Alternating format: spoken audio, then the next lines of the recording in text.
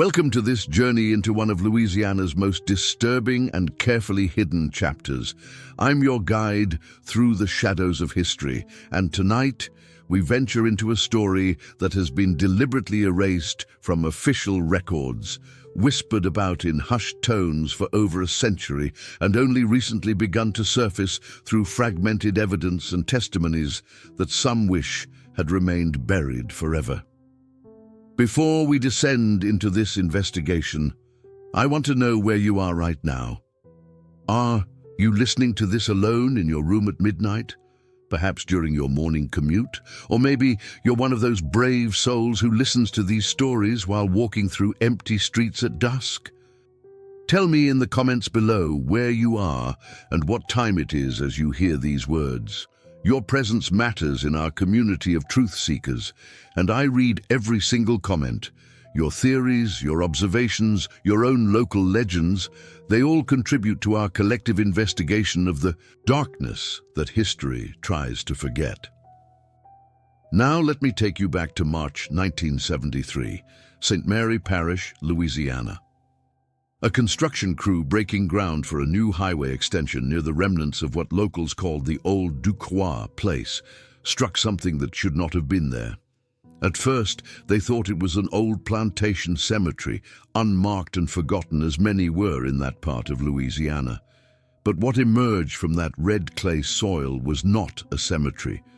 It was something far more deliberate, far more organized, and infinitely more sinister.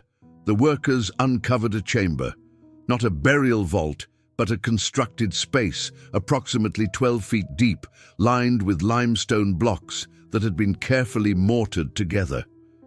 Inside this chamber were bones, dozens of human bones, arranged in a manner that suggested not burial, but storage. The bones showed evidence of systematic dismemberment, cut marks, saw marks, scoring consistent with the removal of flesh from bone with precision and purpose. The local coroner, Dr. Raymond Thibodeau, examined the remains and dated them to approximately the late 19th century based on deterioration patterns and the few artifacts found alongside them. Buttons from clothing styles of the 1880s, a single rusted pocket watch stopped at 1147, fragments of rope made from hemp in a braiding pattern common before 1890. But here is what made Dr. Thibodeau's hands shake as he wrote his report, a report that was filed and then mysteriously relocated to a restricted archive in Baton Rouge, where it remained inaccessible until 2019. The bones showed no signs of disease, no indication of natural death, no evidence of combat injuries or accident trauma.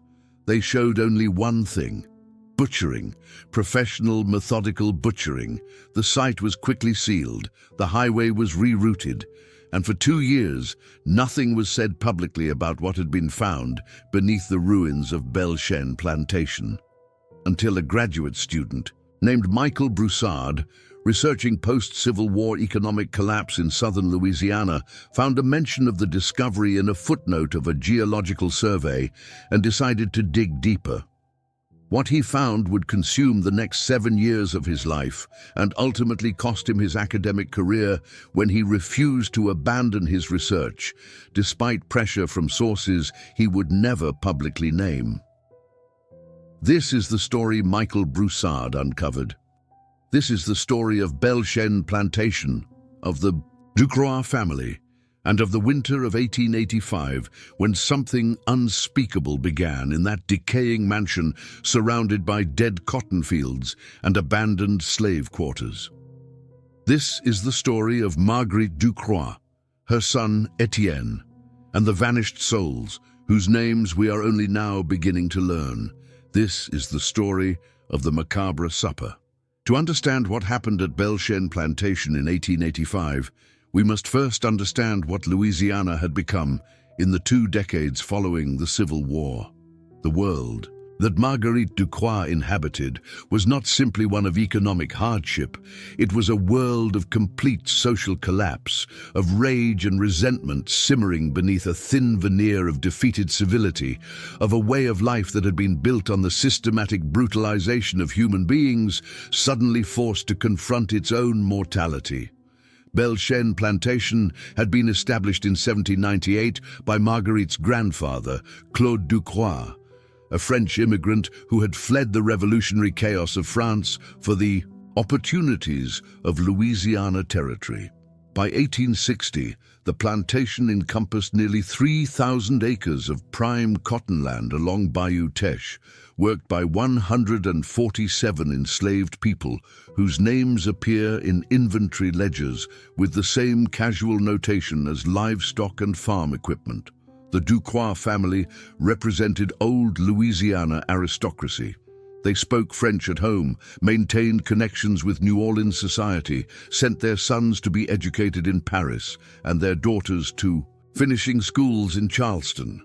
They built a mansion in the Greek Revival style with 16 rooms, wraparound galleries, and gardens designed by a landscape architect brought from Philadelphia. They hosted elaborate parties where wealthy planters and their families would arrive by steamboat, stay for days, and consume wines imported from Bordeaux and Burgundy. The Civil War destroyed this world with methodical efficiency. 3 of Marguerite's brothers died in Confederate service, 1 at Shiloh, 1 at Gettysburg, 1 at Petersburg. Her father suffered a stroke in 1863 and died without ever regaining speech. Her mother fled to relatives in Mobile and died there of yellow fever in 1864. By 1865, when Union forces occupied the area, Marguerite, then 22 years old and newly widowed, her husband having died of dysentery before ever seeing combat, was left alone with her infant son Étienne and an estate that had been stripped of everything valuable by both Confederate requisition orders and Union foraging parties. The enslaved population of Belle Chêne had liberated themselves in stages throughout 1863 and 1864.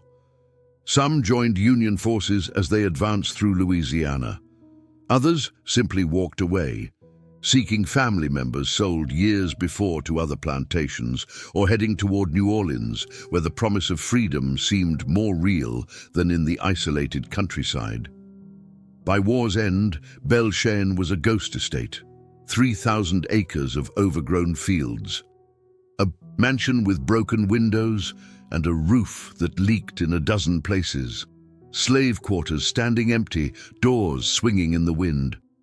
What remained of Louisiana's plantation economy attempted to reconstitute itself through sharecropping and tenant farming. Former slaves, with nowhere else to go and no resources to start fresh lives, often ended up working the same land they had worked in bondage, now under contracts that were barely distinguishable from enslavement except in legal terminology. They were paid, when they were paid at all, in scrip redeemable only at plantation stores where prices were inflated to ensure eternal debt. It was slavery by another name, and everyone knew it. But Belle Chêne could not even manage this degraded arrangement. Marguerite Ducroix had no capital to pay workers, no credit to obtain supplies, no connections willing to help a woman trying to run a plantation alone in a world where women were expected to remarry and hand control to a new husband. She attempted to lease portions of the land, but found few takers. The soil was depleted, the cotton market was chaotic, and there were whispers that Belle Chêne was unlucky, cursed, a place where bad things had happened and bad things would continue to happen. By 1880, Marguerite and 15-year-old Étienne were living alone in 6 rooms of the mansion, the rest having been closed off to save heating costs. They subsisted on a small trust that Marguerite's mother had established before her death, barely enough to purchase basic necessities. They sold furniture, paintings, silver, anything that might bring a few dollars. They became increasingly isolated, rarely venturing into nearby St. Martinville, avoiding the stares and whispered comments of a society that viewed them as monuments to a lost cause, relics of a system that had been righteously destroyed. Étienne's childhood in this environment of isolation and decline left visible marks. Servants who worked briefly at Belle Chêne in the late 1870s, before Marguerite could no longer afford to pay them, later reported that the boy was strange, quiet to the point of muteness, prone to episodes where he would stand motionless for hours, staring at nothing. Once found in the abandoned slave quarters at midnight, sitting in the dark, surrounded by the rusted chains and shackles that had been left behind when the enslaved population departed. In 1882, after Étienne attacked a traveling merchant who had come to the plantation seeking to purchase scrap metal, Marguerite committed him to the Louisiana Retreat, a private asylum in New Orleans, known for treating the disturbed children of wealthy families with discretion. The cost consumed what remained of her trust fund. For 2 years, she lived entirely alone at Belle Chêne, 42 years old, aging rapidly, with no prospects and no future. And then, in November 1884, the asylum sent Étienne home. The official reason given was that he had responded well to treatment and was ready to rejoin society. The real reason, discovered later in asylum records, was that Marguerite had not paid the quarterly fees for 18 months, and the institution was no longer willing to house him without compensation. Étienne Ducroix returned to Belle Chêne on November 17, 1884. He was 19 years old. The asylum records described him as calm, cooperative, and showing no signs of the violent episodes that had initially prompted his commitment. He spoke quietly and rationally. He followed instructions. He caused no trouble. 3 weeks after his return, the first worker disappeared. The winter of 1884-1885 was particularly harsh across Louisiana.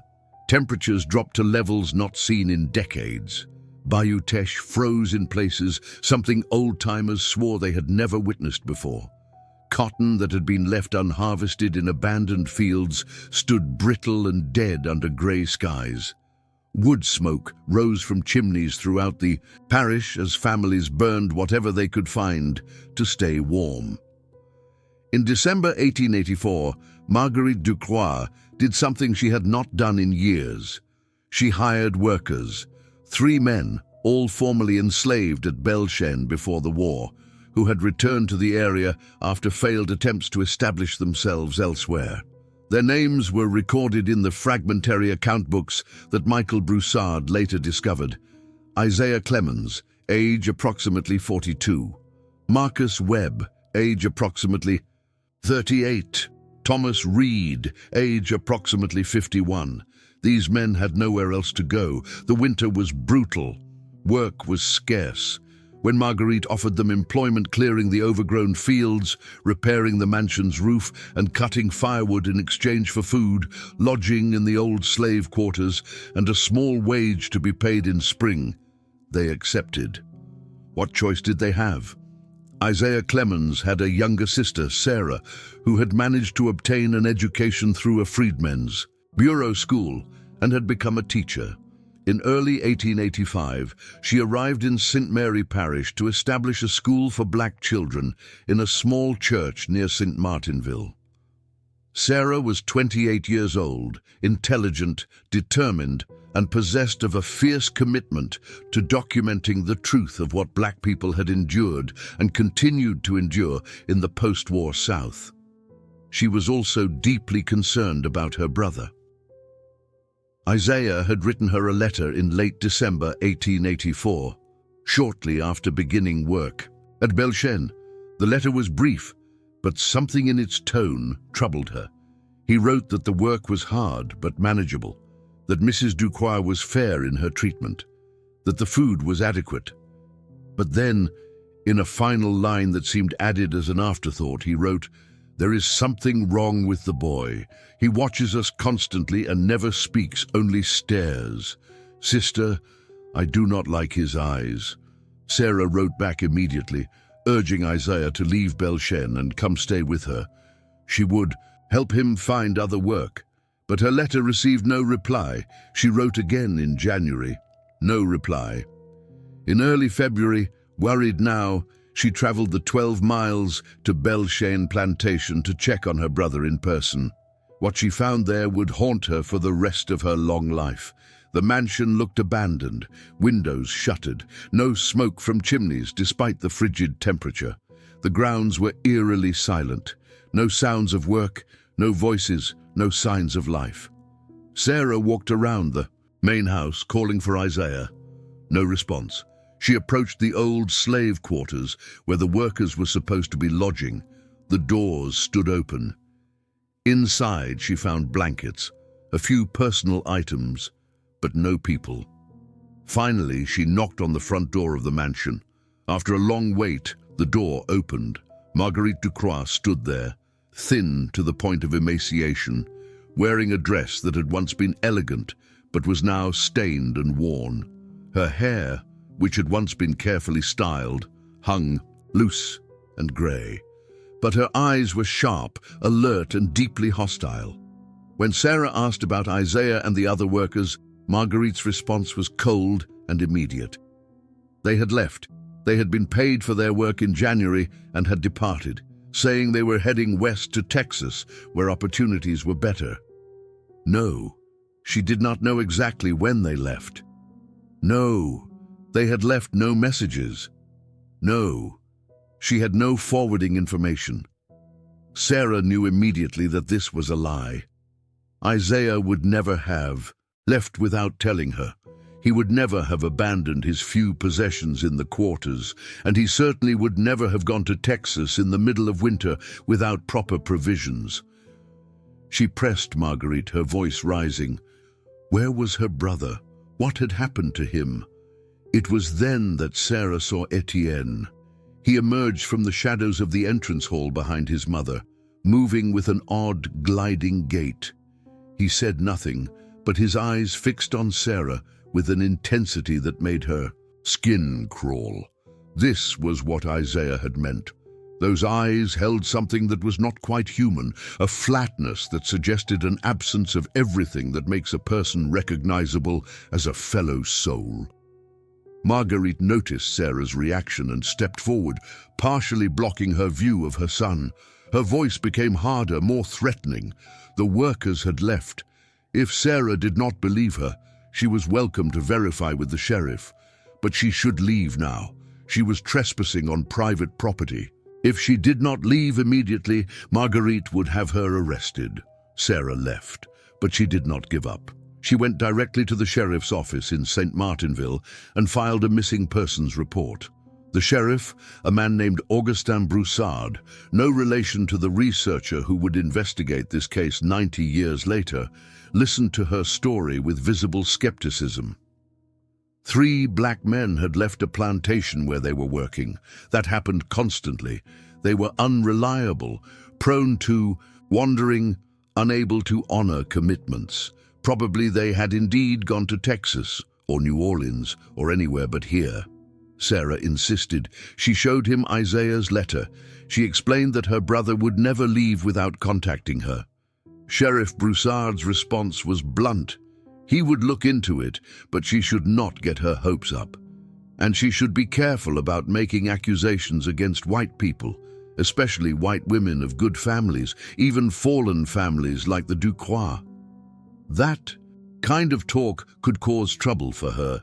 Despite his dismissive attitude, Sheriff Broussard did make one visit to Belle Chêne in late February 1885.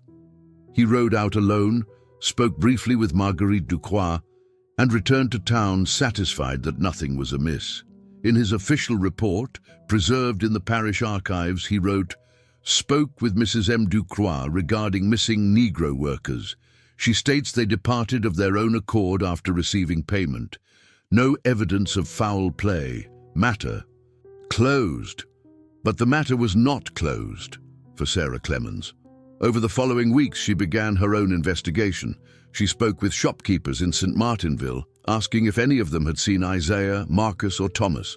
No one had. She spoke with other black families in the area, asking if they had heard anything about the men. Nothing.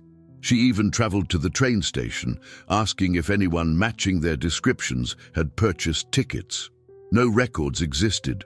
The three men had simply vanished, and the only place they had last been seen was Belle Chêne Plantation.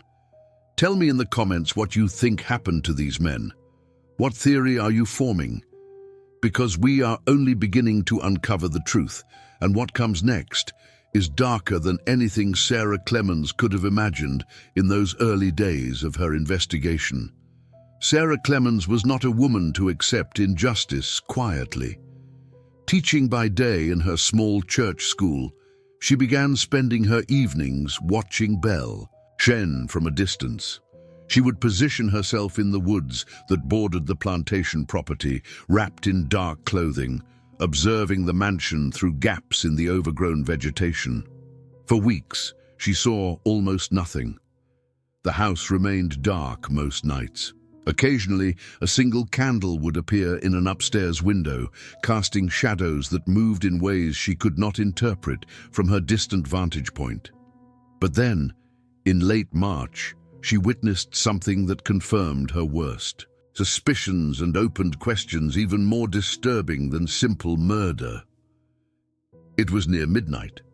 The moon was obscured by heavy clouds.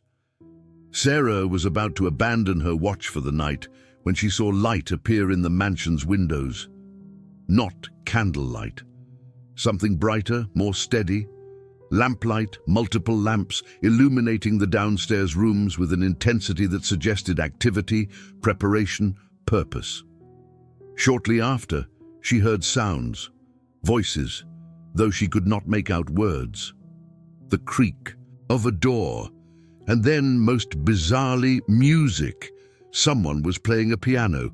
She recognized the melody, a Chopin nocturne that had been popular before the war.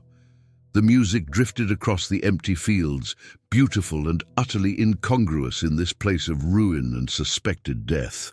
Sarah moved closer, risking detection. From a position behind the remains of an old carriage house, she could see into the mansion's dining room through windows whose curtains had not been fully drawn. What she saw there would appear in her testimony years later.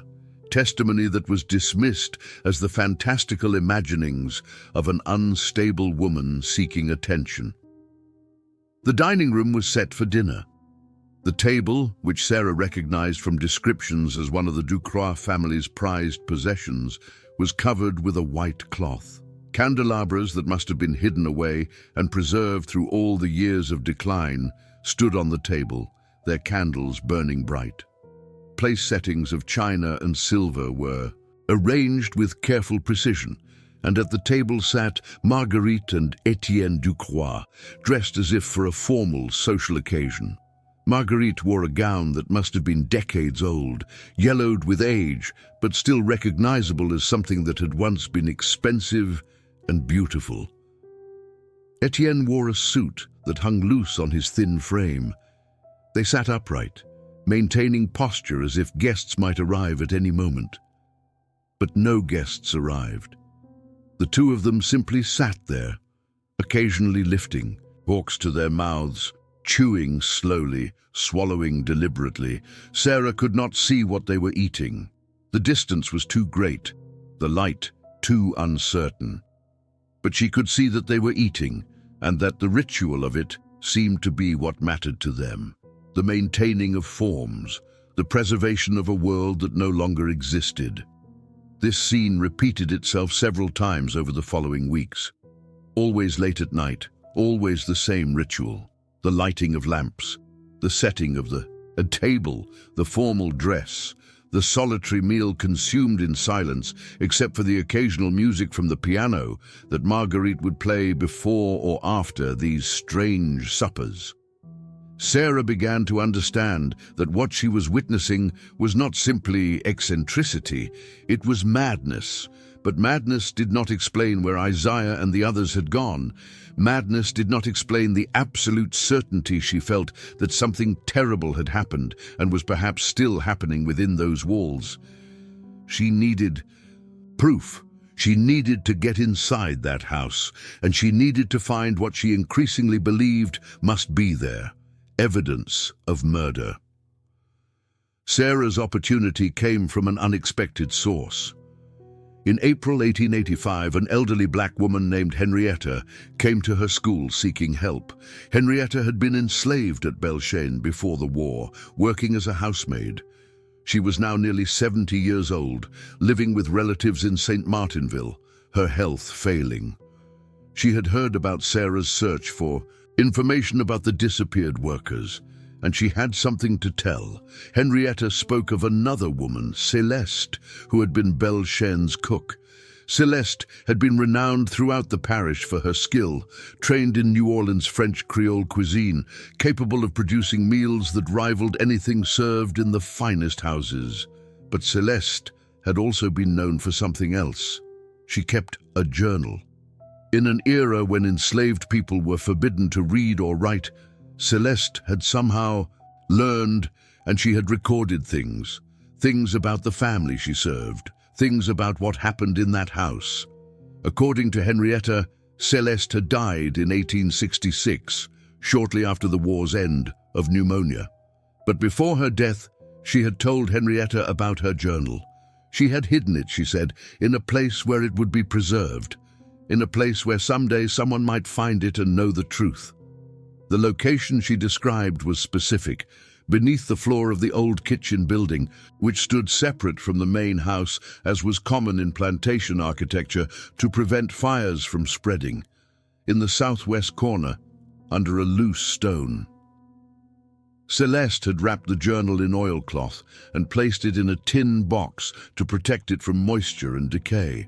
Sarah knew this might be the evidence she needed, but accessing the old kitchen meant entering the plantation grounds in daylight, when her presence would be obvious and illegal, trespassing on private property. Potentially facing arrest or worse, but what choice did she have? The authorities had made clear they would not investigate. If she wanted answers, she would have to find them herself.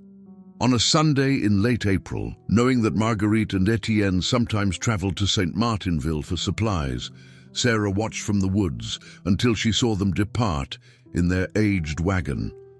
As soon as they disappeared down the road, she moved quickly across the overgrown grounds to the kitchen building. The structure was in severe disrepair. The roof had partially collapsed. Vegetation grew through cracks in the walls, but the floor, made of stone, remained largely intact. Sarah found the southwest corner and began prying at the stones with a piece of metal she had brought for this purpose. The third stone lifted easily, as if it had been designed to be removable. Beneath it, in a shallow space, was a rusted tin box. Sarah's hands shook as she opened it. Inside, wrapped in oilcloth that had mostly rotted away, was a bound journal. The cover was water-damaged and the pages were brittle, but the writing remained largely legible. Sarah took the journal and fled Belle Chêne immediately, not stopping until she reached the safety of the church where she taught. There, by lamplight, she began to read Celeste's words. And what she read made her understand that the horror at Belle Chêne had not begun with the disappearance of 3 men in the winter of 1884. It had roots that went back decades to the darkest days of the Civil War. Celeste's journal, written in careful, educated French with occasional passages in English, covered the years 1862 through 1865. The early entries were mundane: recipes, household accounts, observations about weather and harvests. But as the war progressed and conditions at Belle Chêne deteriorated, the entries became darker, more urgent, more horrifying. By 1863, supply lines to Louisiana plantations had been severed by Union naval blockades. Food became scarce. The Ducroix family, which had lived in luxury, suddenly faced hunger. Enslaved workers, already subsisting on minimal rations, began to die of starvation. Celeste recorded these deaths with dates and names, a roll call of suffering. June 14, 1863, little Moses passed, fourth child gone this month.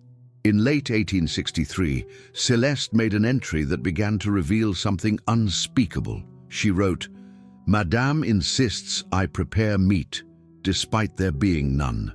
Young Master Claude," Marguerite's eldest brother, brought something from the quarters, wrapped in cloth, would not let me see before preparation. I know what it was. God forgive me, I know what it was. The entries became more explicit as months passed. Celeste wrote of being forced to prepare meals whose source she could not speak aloud, of being threatened with death if she refused or if she told others what she was doing, of watching the Ducroix family consume these meals while maintaining the fiction of normalcy, dressing for dinner, using proper silver and china, pretending they were eating lamb or pork or venison. An entry from March 1864 stated, "They have made me a monster. I am damned. I prepare death and serve it on porcelain. Young Marguerite knows. She must know. But she eats. They all eat. And when I see the bodies later, wrapped for burial, I see how complete the butchering was. Nothing wasted. Nothing." Celeste described how the practice was justified by those who engaged in it. They were at war, they were starving, the enslaved were barely human anyway. It was either this or die themselves. God would forgive them because circumstances were extraordinary. She recorded conversations she overheard where family members convinced themselves that what they were doing was acceptable, even necessary. Most horrifyingly, Celeste wrote about young Marguerite's transformation. In 1862, Marguerite had been a 19-year-old girl, recently married, pregnant with Étienne. By 1864, she had become something else. Celeste wrote, "Madame M no longer looks away. She watches me prepare. She asks questions about methods. She has lost her husband and her humanity both. The baby growing inside her feeds on this evil." The journal ended abruptly in March 1865, shortly before Union forces occupied the area. The final entry simply stated, "They are coming. I will hide this record where it may be found after I am gone. Let whoever reads this know that Belle Chêne is cursed ground. What was done here can never be forgiven. The dead cry out. They will always cry out." Sarah sat in the church, Celeste's journal in her hands, as dawn light began to filter through the windows. She understood now what she was facing. This was not simply a case of 3 missing workers. This was a legacy of horror that stretched back 20 years, rooted in the very foundation of slavery and the dehumanization it required. But understanding was not proof. Celeste's journal described events from the war years, and those who had perpetrated those acts were long dead. To prove that Marguerite and Étienne had murdered Isaiah, Marcus, and Thomas, she needed more. She needed physical evidence. She needed to get inside that house. Sarah's opportunity came in mid-May 1885. She learned through conversations with shopkeepers that Marguerite was planning to travel to Baton Rouge to meet with a lawyer regarding the potential sale of Belle Chêne property. The trip would require an overnight stay. She would depart on a Tuesday morning and return Wednesday evening. Sarah made her preparations carefully. She enlisted the help of 2 men from her church community who believed her story, James Porter and Samuel Cross, both former enslaved people who had known Isaiah well and were determined to find out what had happened to him. The 3 of them would enter Belle Chêne on Tuesday evening and search the house thoroughly. They approached the mansion after dark, carrying lanterns but not lighting them yet. The house was not entirely empty. Étienne was there, visible through a window on the upper floor, but Sarah counted on him being alone and unprepared for confrontation. The back door, leading to what had once been the butler's pantry, was unlocked. Sarah found this both convenient and deeply unsettling. Why would they leave the house unlocked? Were they so confident that no one would dare enter? Or was there something else at work? Inside, the house was exactly as Sarah had imagined from her external observations, a museum of decay and delusion. Furniture covered in dust, water-stained walls, but also signs of recent habitation in select rooms. The dining room, especially, was maintained with care. The table polished, the floor swept, the silver cleaned. They moved through the ground floor systematically, searching for evidence. In the kitchen, they found the pantry well stocked, far better stocked than made sense for a household claiming poverty.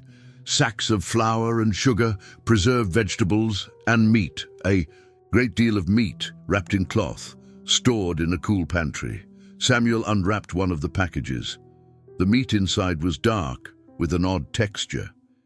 He had butchered countless animals in his life. He knew how beef looked, how pork looked, how venison looked. This was none of those. It was then that they heard the footsteps above them. Slow, deliberate footsteps. Étienne, moving from room to room upstairs, as if searching for something, or searching for them. The three of them froze. Sarah gestured toward a doorway she had noticed earlier, one that appeared to lead down. To a cellar. James shook his head. Entering a cellar meant trapping themselves, but Sarah was insistent. If there was evidence, it would be there, in the place where things were hidden. They descended the stairs as the footsteps above grew louder, more purposeful. The cellar was cold, unnaturally cold, despite the warm spring weather outside. And it smelled.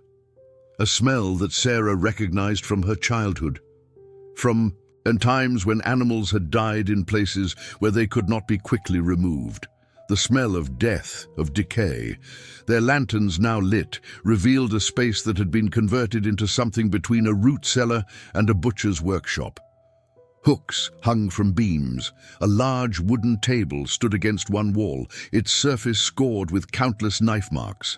And along the far wall, in the coldest part of the cellar, was a space lined with stone where meat hung on hooks, preserving in the cold. But it was not the meat that made Sarah gasp. It was what lay beyond it, a smaller door, partially hidden behind the hanging carcasses. A door that had been secured with a heavy padlock. They never got the chance to open that door, because at that moment, the cellar door at the top of the stairs slammed shut, and they heard the sound of something heavy being dragged across it. They were trapped. What happened in that cellar over the next hours remains partially unclear. Sarah Clemens survived to tell her story, though her account was considered unreliable by authorities. James Porter and Samuel Cross never left Belle Chêne alive. According to Sarah's testimony, given first to a sympathetic priest in St. Martinville and later in 1891 to a journalist from New Orleans who was investigating rumors of post-war atrocities, they spent several hours trapped in that cellar, hearing movement above them, hearing Étienne's voice speaking softly in French, though they could not make out the words. Sarah claimed they managed to break through the locked door in the cellar, finding beyond it a smaller chamber that contained evidence she could barely articulate without breaking down. Personal items belonging to Isaiah, Marcus, and Thomas, carefully arranged as if in a display, a ledger book with dates and descriptions that she did not read fully, and bones, many bones, in various states of preservation. She claimed that somehow, and this is where her account becomes confused and possibly influenced by trauma, she managed to escape while James and Samuel did not. She remembered fire, she remembered running through smoke, she remembered emerging from the cellar through an old coal chute that led to the exterior of the house. She remembered running across the fields as flames began to consume Belle Chêne Plantation. By the time the volunteer fire brigade arrived from St. Martinville, the mansion was fully engulfed. The structure burned throughout the night. In the morning, all that, Remained were blackened walls and collapsed floors. The heat had been so intense that even the stone foundation was cracked and scorched. Authorities found 3 bodies in the ruins. 2 were identified as James Porter and Samuel Cross, both apparently having died from smoke inhalation while trapped in the cellar. The 3rd body was identified through dental records and jewelry as Étienne Ducroix, found in what had been the dining room, seated in a chair, burned beyond recognition but positioned as if he had simply sat there and waited for the flames to take him. Marguerite Ducroix was never found, not in the ruins, not anywhere. She had been in Baton Rouge when the fire occurred, or so it was believed. But when authorities attempted to locate her to inform her of her son's death, she had vanished. The lawyer she was supposedly meeting with had no record of an appointment. The hotel where she had claimed to be staying had no guest by that name. Marguerite Ducroix simply ceased to exist. On the night Belle Chêne burned, the official investigation concluded that Sarah Clemens, James Porter, and Samuel Cross had broken into the plantation with the intention of robbery, had been surprised by Étienne Ducroix, had struggled with him, and in the chaos had accidentally started a fire that consumed the house and killed 3 people. Sarah was arrested and charged with manslaughter and arson. She spent 18 months in parish jail awaiting trial. During that time, she repeatedly told her story of what she had found in that cellar, of Celeste's journal, of the evidence of cannibalism and murder. But Celeste's journal had been in the church when Sarah went to Belle Chêne that night, and the church had also burned in a separate, unrelated fire, according to officials, 3 days after Belle Chêne. Nothing remained of Celeste's testimony. Sarah's trial in 1887 lasted 3 days. The jury, composed entirely of white men, deliberated for 40 minutes before returning a verdict of not guilty, not because they believed her innocent, but because the prosecution's case was weak and several jurors were uncomfortable with the precedent of executing a black woman for killing a white man, even a disturbed white man, in what might have been self-defense. Sarah was released. She left Louisiana immediately and was eventually traced to Chicago, where she lived until her death in 1934. She gave only 2 recorded interviews about Belle Chêne, both to black newspapers, both dismissed by mainstream sources as sensationalized fiction. But the story did not end with Sarah's departure or with the ruins of Belle Chêne slowly being reclaimed by vegetation and weather. In 1891, a local farmer ploughing fields that had once been part of the Belle Chêne property unearthed a metal box buried approximately 4 feet deep. Inside were letters, legal documents, and a small leather-bound book. The book was a ledger of some kind, with dates ranging from 1863 to 1885, and entries that consisted of initials, descriptions of physical characteristics, and notations about acquisition and preparation. The farmer turned these items over to parish authorities, who examined them briefly and then filed them away as items of unclear provenance with no immediate relevance to any active investigation. In 1923, a historian researching Civil War-era plantations interviewed elderly residents of St. Mary Parish about their memories. One woman, who had been a child in the 1880s, recalled that her grandmother had warned her never to go near the Ducroix place. When asked why, the woman said her grandmother had spoken of bad suppers and people who disappeared. The historian noted this in his research, but did not pursue it further. In 1956, a team of archaeologists from Tulane University conducted a survey of plantation sites in South Louisiana. When they reached the Belle Chêne property, now divided among several owners and used primarily for grazing cattle, they requested permission to excavate the cellar ruins of the old mansion.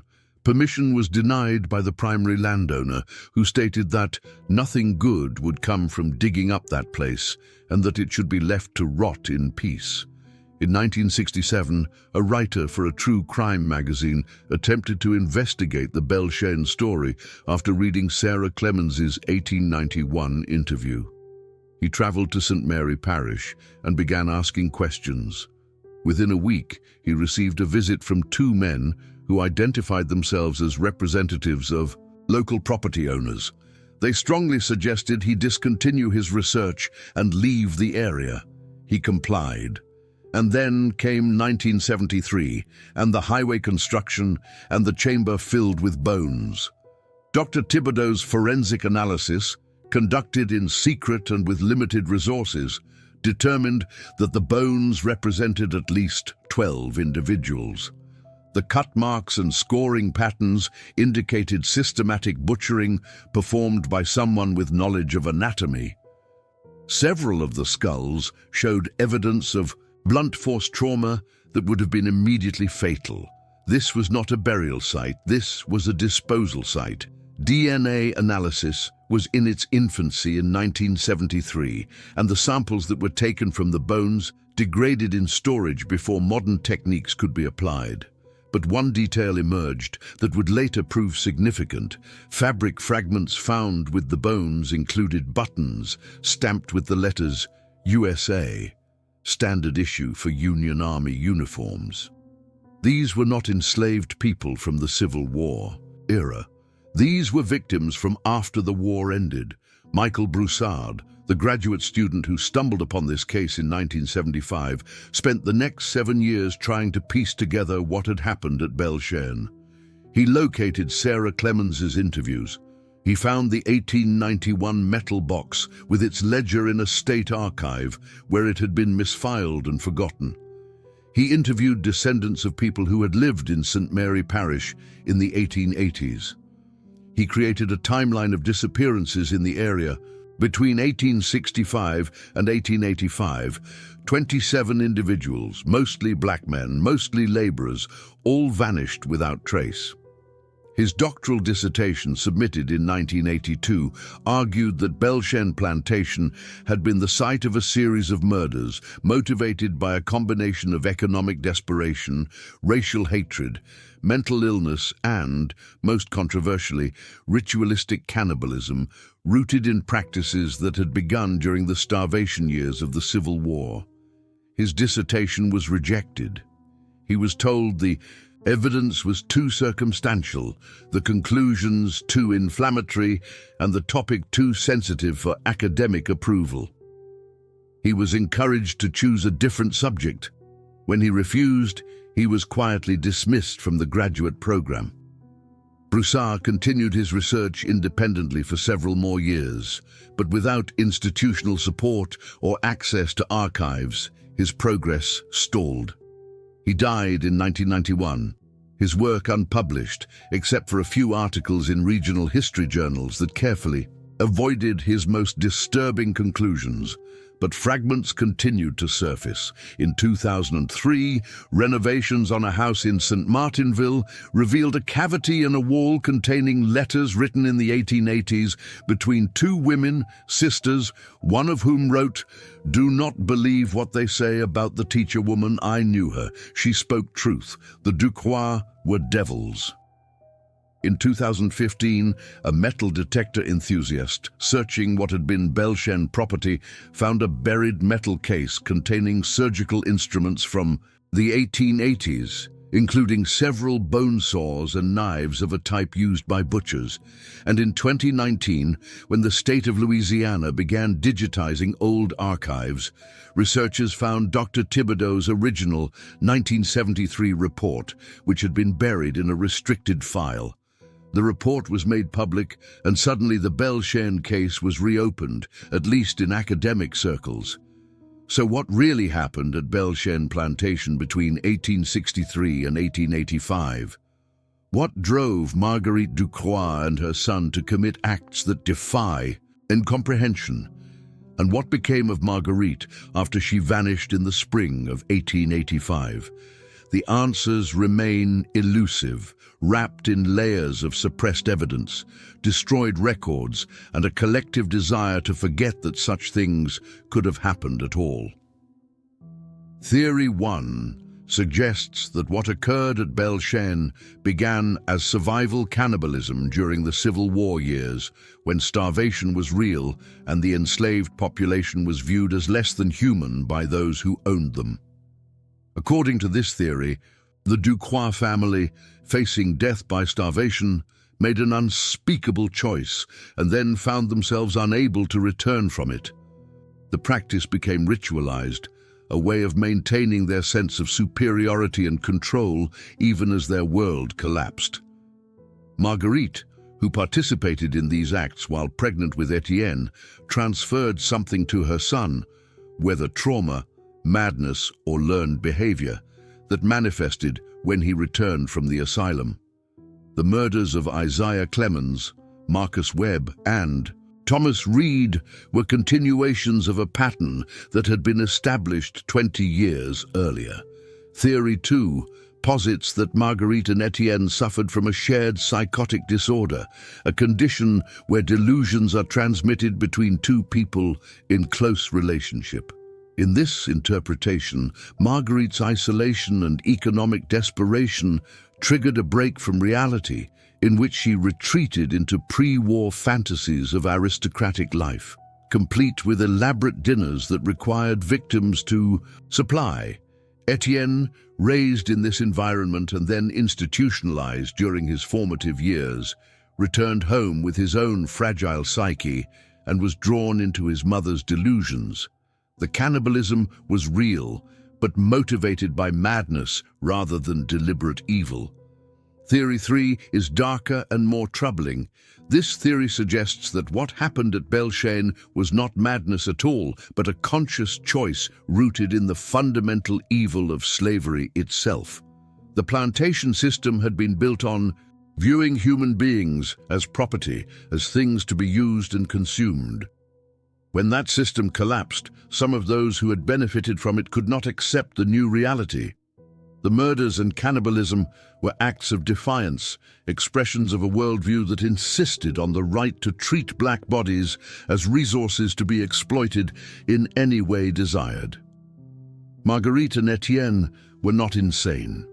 They were the logical conclusion of a system that had always been monstrous. As for Marguerite's fate, no trace of her was ever found.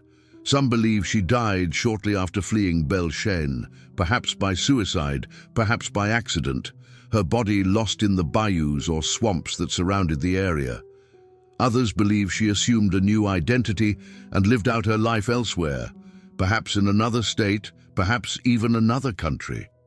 But there is a fourth possibility, one that residents of St. Mary Parish sometimes mention in hushed tones. There are stories of an elderly woman seen in the decades following 1885, always at a distance, always alone, wandering through what had been Belle Chêne property. Stories of someone living in the ruins of the old slave quarters, subsisting on God knows what. Stories that persisted through the 1890s into the early 1900s, whispered accounts of glimpses and encounters that were never quite enough to confirm, but never quite faded away.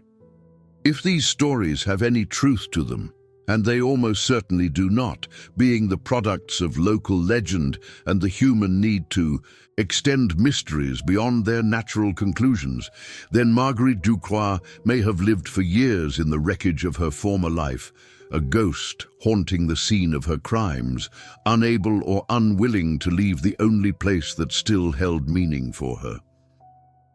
What we know with certainty is this: at least 12 people died at Belle Chêne Plantation under circumstances that suggest systematic murder and cannibalism.